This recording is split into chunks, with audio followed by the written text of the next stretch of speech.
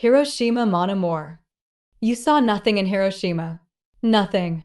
A challenge to the idea that witnessing or learning about suffering is the same as understanding it. I saw everything. Everything.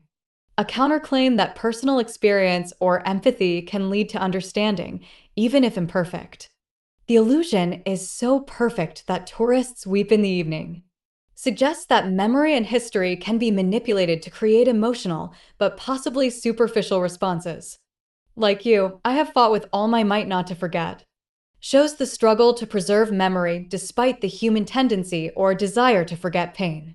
There is always a desire not to know, not to see, not to remember.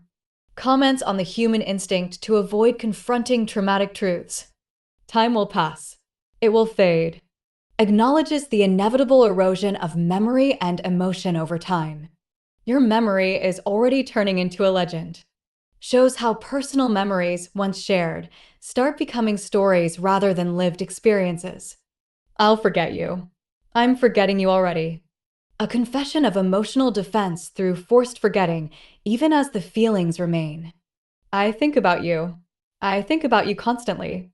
Demonstrates the tension between trying to forget and being overwhelmed by memory. You destroy me. You're good for me. Captures the paradox of love and pain coexisting in intense human connections. I had the illusion it would be a simple story, a man and a woman. Reflects on the complexity of human relationships, even when they seem straightforward. No one will ever know your story. No one will ever know my story. Underlines the isolation of personal suffering and memory, even in shared experiences. You are not endowed with memory.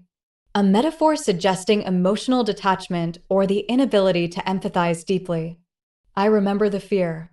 I remember the shame.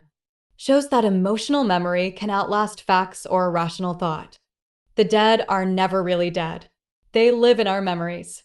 Explores how the past continues to shape the present through remembrance. Even the love of a single day can fill a whole life.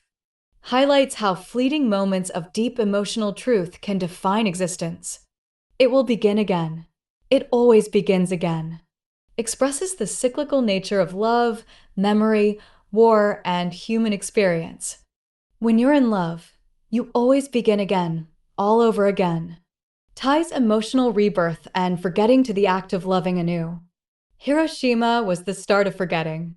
Suggests that catastrophic events may trigger both the need to remember and the instinct to forget.